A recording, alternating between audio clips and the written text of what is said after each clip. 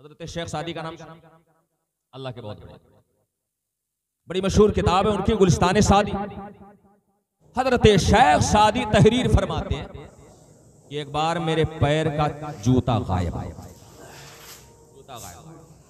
अब वो मस्जिद में नमाज पढ़े, अल्लाह के हाथ में बारगाह में हाथ उठा दिया, मौला तेरे फिक्री मैं इतनी तेरी इबादत करता हूँ, तेरे दीन का इतना काम करता हूँ और मेरे पैर में एक जूता भी नहीं। अल्लाह ताला क्या मैं इस लायक नहीं कि तू मुझे एक जूता खरीदने की ताकत दे दे? क्या मैं इस लायक नहीं मेरे पैर में एक जूता? हजरत शेख सादी शिकवा करके जैसे ही मस्जिद से बाहर निकले, उन्होंने क्या देखा कि मस्जिद के सीने के करीब में एक ऐसा शख्स बैठा हुआ था जिसके दोनों पैर कटे हुए थे। दोनों पैर कटे हुए थे और वो चलने के लिए सहारे और लाठी का सहारा ले रहा था। फौरन पलटे मस्जिद में गए, हाथ उठाया, मेरे रब मुझसे बहुत बड़ी गलती हो गई, तूने मुझे जूते नहीं दिए तो क्या हुआ, कम से कम चलने के लिए तूने मुझे 2 पैर तो अता किया। आप जरा गौर करें मुसलमान, अल्लाह ने हमें कितनी असीम नेमतों से सरफराज फरमाया। इसी पे गुफ्तगू हो तो कई घंटे हो सकते। मलफूज शरीफ में आला हज़रत ने एक वाक़या तारीफ फरमाया। आप फरमाते हैं कि बनु इसराइल में एक शख्स था जिसने 300 साल तक अल्लाह की इबादत,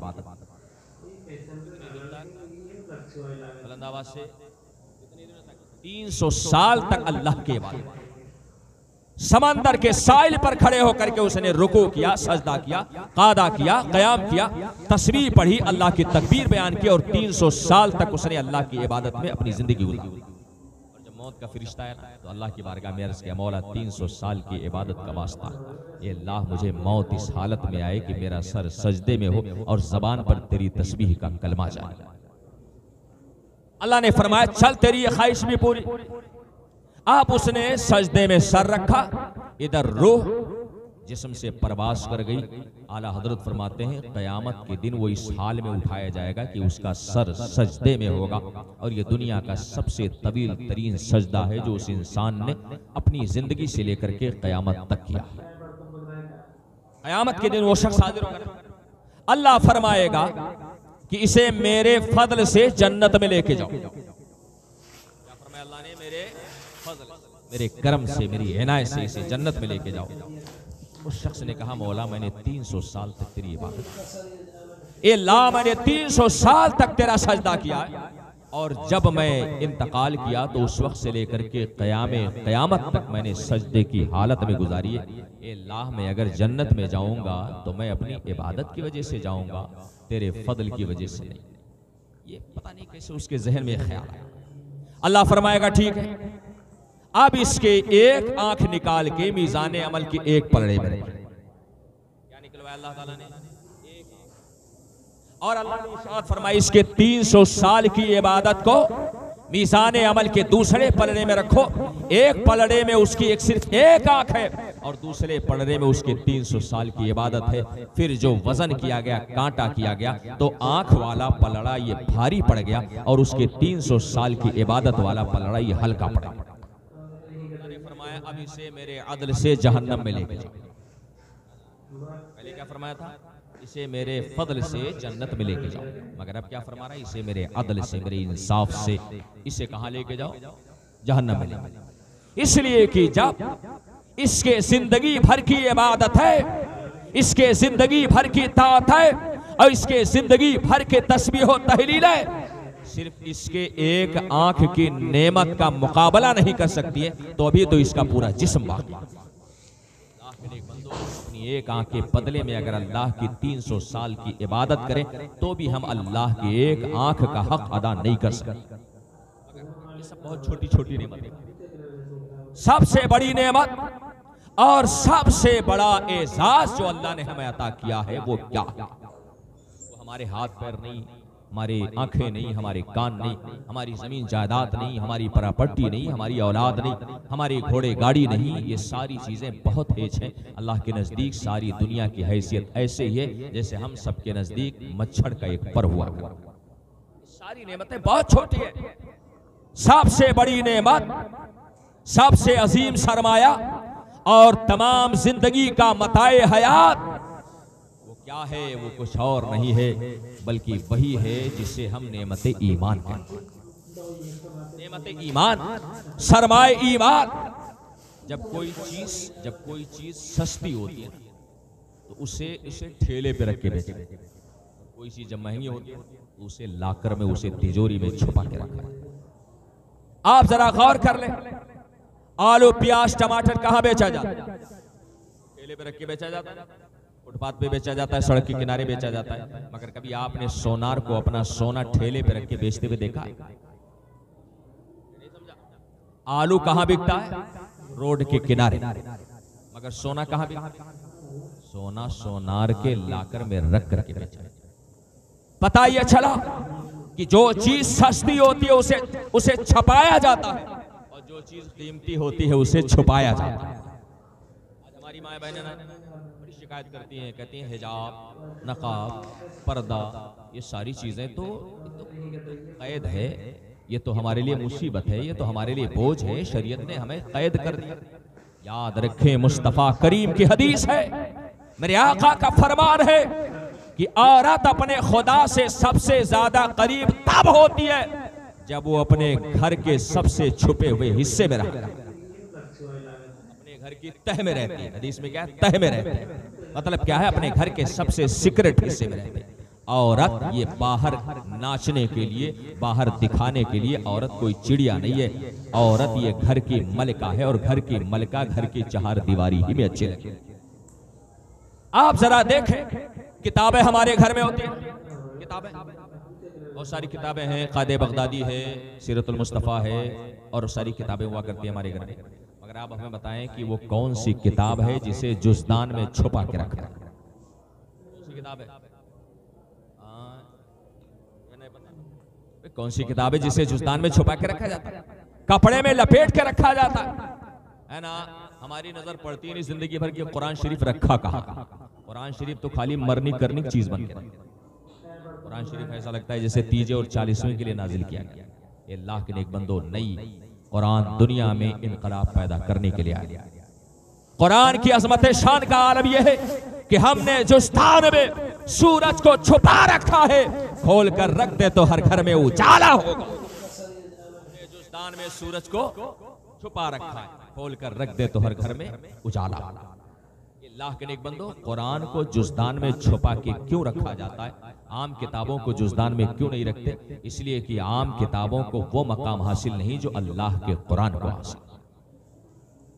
ईमान हमारे नजदीक सबसे कीमती सरमाया क्यों?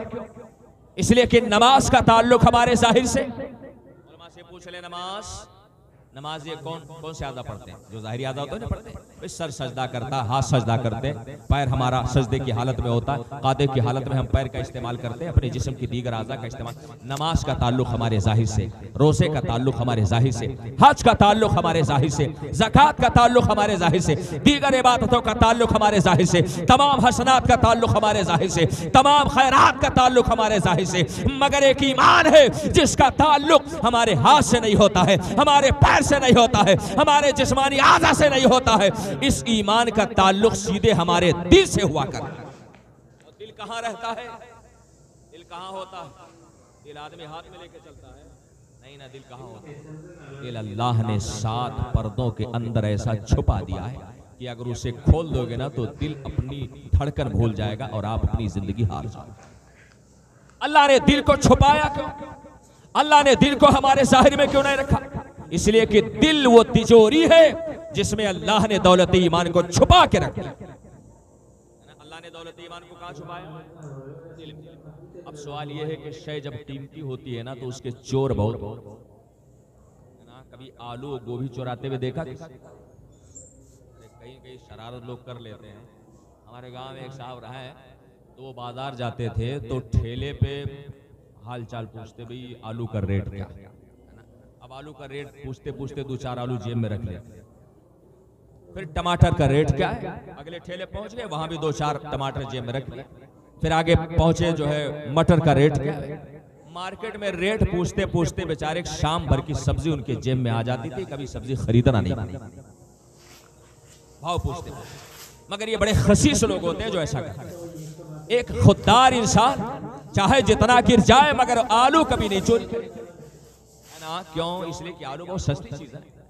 मगर ये अल्लाह के नेक बंदो, पैसे बहुत चोरी होते हैं, हीरे जवाहरात बहुत चोरी होते हैं, डायमंड की चोरी बहुत होती है। बड़े बड़े चोर जब हाथ मारते हैं ना, तो आलू टमाटर पे हाथ नहीं मारते, वो जब हाथ मारते हैं तो किसी करोड़पति के बैलेंस पे हाथ मारते हैं।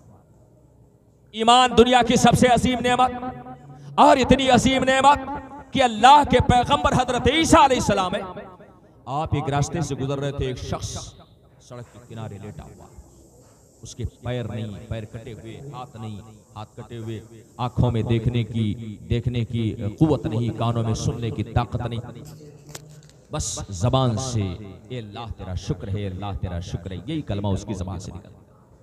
हजरत ईसा अलैहिस्सलाम गुजर रहे थे, आपको हैरत हुई और करीब पहुंचे और पहुंच करके पूछा, ये अल्लाह के नेक बंदे, बात मेरे अकल में नहीं आ रही, तेरे पास पैर नहीं, तेरे पास हाथ नहीं, तेरे पास कान नहीं, तेरे पास आंखें नहीं, तेरे पास जिस्म पर कपड़ा नहीं, खाने को रोटी नहीं है, रहने को मकान नहीं, आखिर तू किस बात पे अल्लाह का शुक्र अदा करा?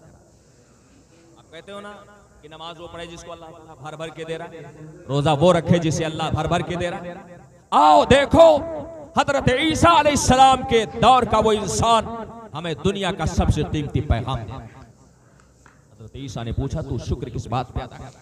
उसने कहा कि आप भी अल्लाह के पैगंबर हैं, इतनी छोटी सी चीज पूछते हैं। हजरत ईसा ने पूछा, बता आखिर तू किस बात पे शुक्र अदा कर रहा?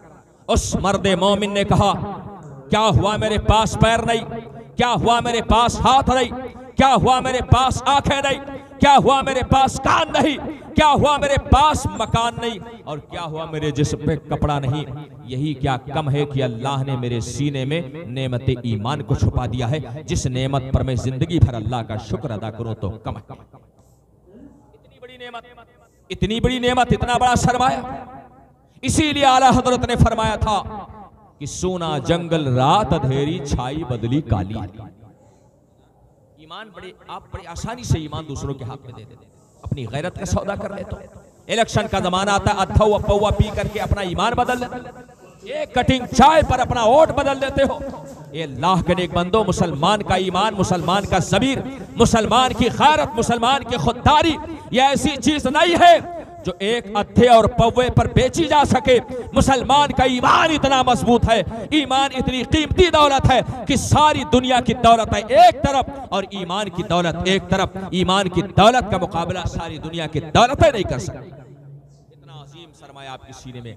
आला हजरत फरमाते हैं, सोना जंगल रात अंधेरी छाई बदली काली है, और सोने वाले जागते रहियो चोरों की रखवाली है ना। और आला हजरत फरमाते हैं, सोना पास है, सोना पास है, सोना बन है, और सोना जहर है। उठ प्यारे, आला हजरत ईमान को सोना कह रहे, सोना पास है, सोना बन है, सोना जहर है। उठ प्यारे, तू कहता है मीठी मीठी नींद है, तेरी मत ही निराली है। ये अल्लाह इतनी अजीम नेमत, इसके चोर गली गली फिर रहे। आप देख लें, ईमान के चोर कभी दाढ़ी टोपी में भी नजर आते हैं, ईमान के चोर कभी तस्बीह मुसल्ला में भी नजर आते हैं, ईमान के चोर कभी इस्लामी लिबास में भी नजर आते हैं। शैतान क्या था? अल्लाह का इबादत गुजार था, अल्लाह का शुक्र गुजार था, मगर उसने जब अल्लाह की नाशुक्री की है, अल्लाह की नेमतों की बेकदरी की है, अल्लाह ने उसे अपनी बारगाह से मरदूद करार दे दिया। आज शैतान मुख्तलिफ लिबासों में आकर के, मुख्तलिफ शक्लों में आकर के आपके ईमान को छीनने की कोशिश करता है। सवाल ये पैदा होता है कि आखिर ईमान के तिजोरी का कोई ताला बना है? ईमान अल्लाह ने कहाँ रखा? किस जगह रखा? बोले कहाँ रखा? हमारे दिल में। अब ये बताएं कि दिल तिजोरी है, ईमान रखा हुआ कीमती मोती है। आप बताएं, इस कीमती दौलत की हिफाजत के लिए कोई ताला बना? अल्लाह के नेक बंदो, आज तक चाइना, जापान, यूरोप, अमेरिका, दुनिया के बड़े बड़े सुपर पावर मुल्कों ने भी मिलकर के वो ताला नहीं बनाया जिससे हम अपने ईमान की हिफाजत कर सकें। ईमान बचे तो कैसे बचे? ईमान की हिफाजत हो तो कैसे हो? ईमान की हिफाजत का सिर्फ एक तरीका है। वो तरीका क्या है? अपने दिल में अल्लाह वालों की सच्ची मोहब्बत पैदा कर ले, इंशाअल्लाह ताला खात्मा होगा तो आपका ईमान पर खात्मा। मैं नहीं कहता, जिस अजीम जात के नाम से यह प्रोग्राम मंसूब है, और जिस अजीम जात के नाम से महफिल मुनाकिद है, जश्न गौसुल वरा, सरकार गौसे आजम फरमाते हैं जिस शख्स के दिल में मेरी मोहब्बत होगी, जिस शख्स के दिल में गौसे आजम की अकीदत होगी, आप फरमाते हैं कि तौबा से पहले पहले अल्लाह ताला उसे मौत नहीं देगा। अल्लाह के नेक बंदो, पता यह चला जिस दिल में कादरियत होगी उस दिल में बदमज़हबियत कभी नहीं दाखिल हो सकती। बुजुर्गों ने फरमाया ना कि जब घर बनवाओ अपने घर की पेशानी पर अपना नाम न लिखा। आजकल लोग घर बनवाते हैं 2 नंबर का धंधा कर, हराम माल और हराम कमाई से, और पेशानी पे लिख देते हादा मिन फजले रब्बी। नहीं गड़बड़ हुआ? 2 नंबर का धंधा करके घर बनवाया, कांटा मार के घर बनवाया है ना, लोगों को धोखा दे के घर बनवाया, रात में भंगार चोरी करके बेचा तब घर बनवाया, और सेठ साहब ने मकान पे लिखवा दिया हादा मिन फजले रब्बी। ऐसी बात है, ये अल्लाह का फजल है। बुजुर्गों ने फरमाया कि जब इंसान घर बनवाए तो घर के पेशानी पे अपना नाम ना लिखे, घर की पेशानी पर लिखे तो गौसे आजम का नाम। किसका नाम लिखे? गौसे आजम का नाम लिखे। क्यों? बुजुर्गों ने फरमाया जिस घर के दरवाजे पर गौसे आजम का नाम लिखा होगा उस घर में चोर कभी दाखिल नहीं हो सकता, उस घर में चोर कभी दाखिल नहीं हो सकता। और ये भी फरमाया जिस घर के पेशानी पर गौसे आजम का नाम होगा उस घर में कभी भी आग नहीं लग सकती, उस घर में कभी भी बला नहीं आ सकती। तो बुजुर्गों को फरमा रहे, बुजुर्गों के इस गुलाम का एक नुक्ता अपने जहन में रख ले। बुजुर्गों ने फरमाया घर के दरवाजे पर गौसे आजम का नाम लिख दिया जाए, चोर कभी दाखिल नहीं हो सकता। मैं ये कहता हूं दिल के दरवाजे पर बड़े पीर का अगर नाम लिख दिया जाए तो ईमान का चोर आपके दिल में कभी दाखिल नहीं हो सकता, ईमान का चोर कभी दाखिल नहीं हो सकता।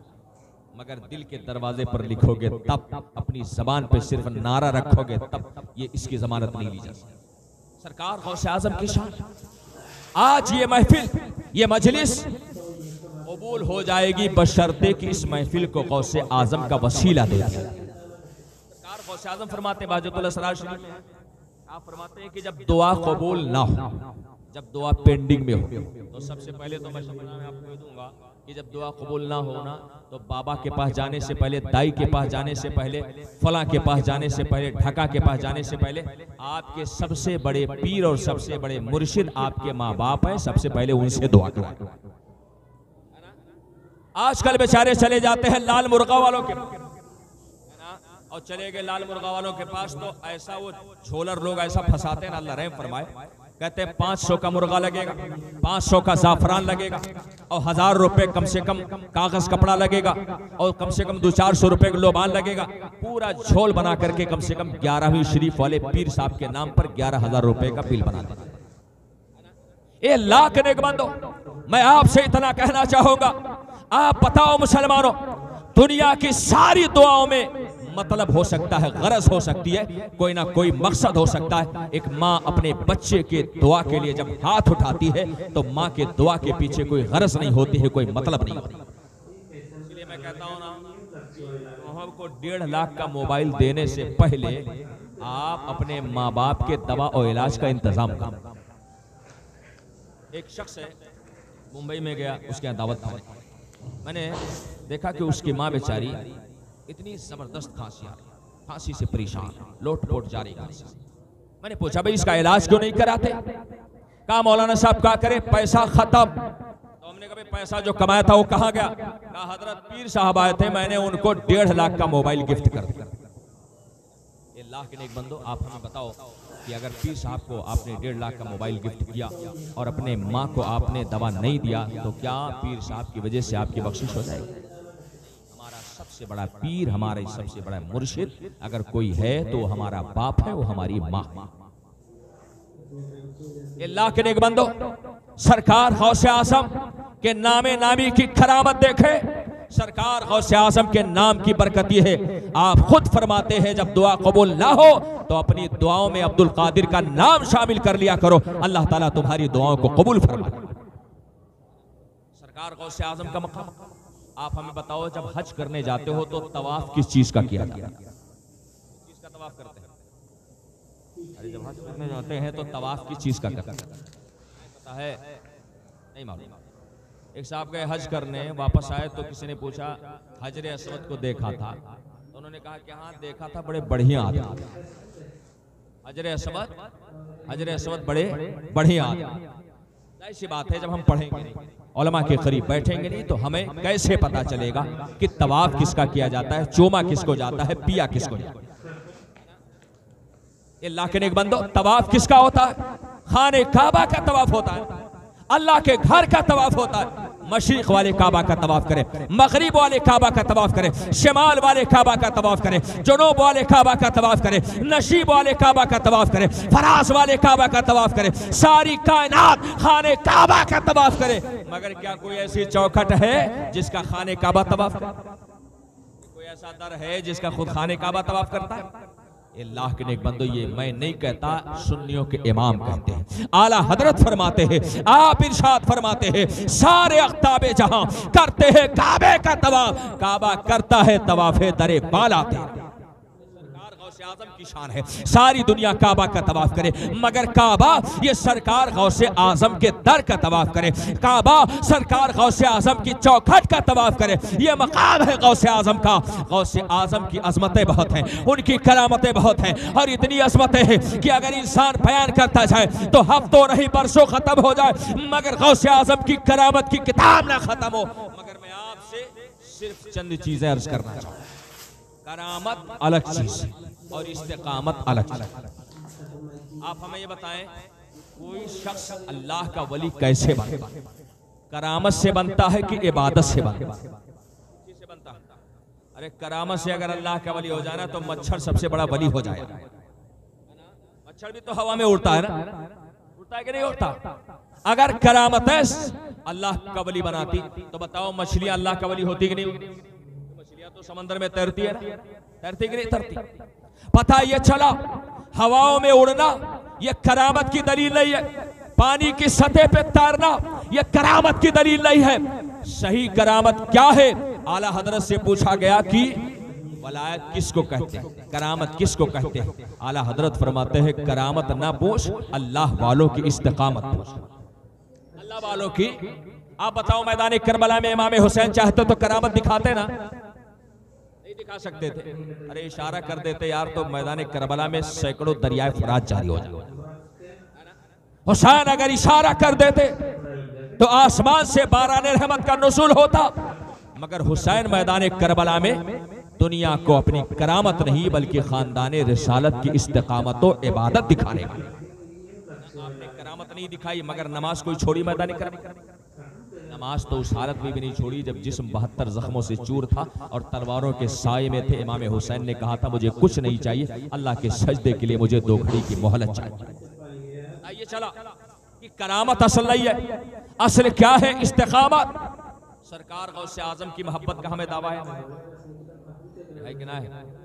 गौसे आजम से मोहब्बत है ना सबको? कितने लोगों को मोहब्बत? हमको तो है अल्हम्दुलिल्लाह, अल्हम्दुलिल्लाह हमें गौसे आजम से मोहब्बत है अल्हम्दुलिल्लाह। मगर मोहब्बत का मतलब क्या है? आज हम गला फाड़ के नारा लगाते, गौस का दामन नहीं छोड़े। बिल्कुल ना छोड़ो भैया, लेकिन पहले गुजारिश है कि मजबूती से पकड़ तो लो।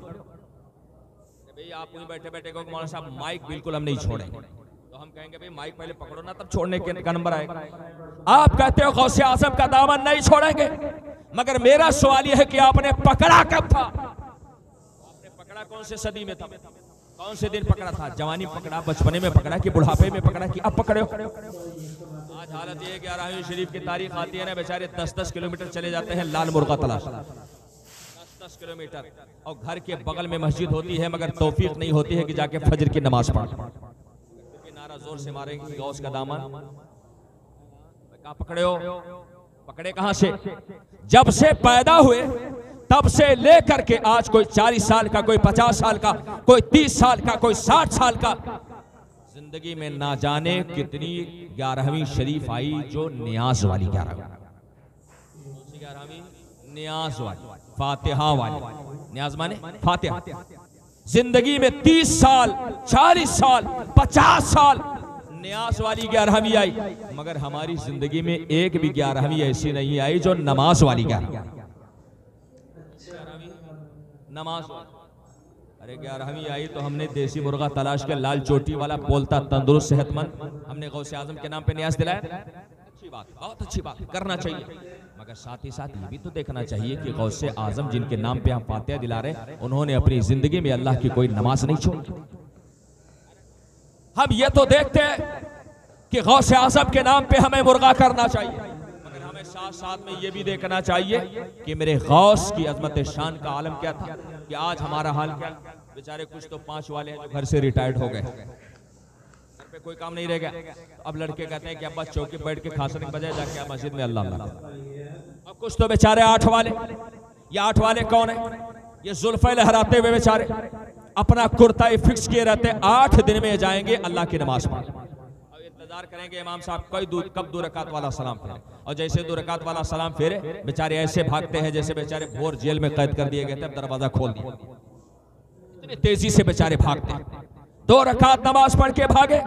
और कुछ तो कम वक्त 360 वाले। 360 वाले कौन है? हमारे मोहल्ले में एक चचा थे, हमने कहा चचा चलो कम से कम आप अलविदा की नमाज तो पढ़ लो। कहा है चलो बच्चों ईदगाह मुलाकात हुई, साल भर में वही मुलाकात होती है। और कुछ तो इतने बड़े नालायक और मनहूस होते हैं कि वो बेचारे खाट वाले समझ रहे किसको कहते हैं? नहीं समझा।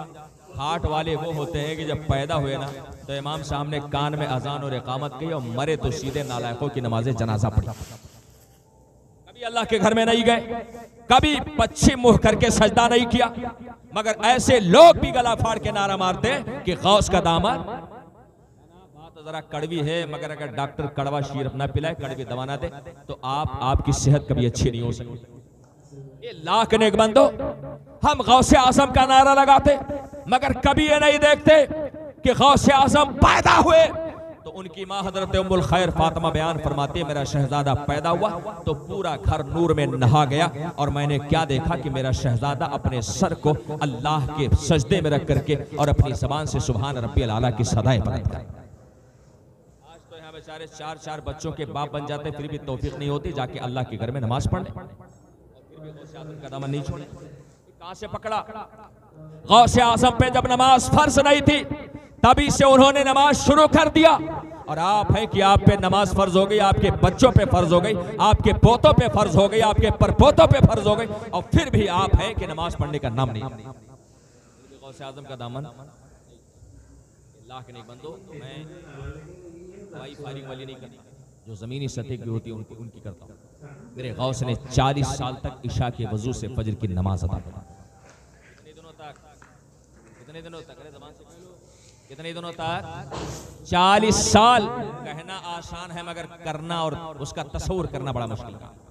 आज जिला बस्ती के तमाम मुसलमानों को इकट्ठा कर लो, जिला सिद्धार्थ नगर से भी बुला लो, इधर संत कबीर नगर खलीलाबाद से भी बुला लो। कोई एक मुसलमान ऐसा है जो कह सकता हो कि मैंने ईशा के वजू से फजर की नमाज अदा की? एक दिन की मैं बात करता हूँ, एक रात की। ये लाख नेक बंदो, 40 दिन की बात नहीं, 40 महीने की बात नहीं, 40 साल जो हमारी जिंदगी का तकरीबन 1/2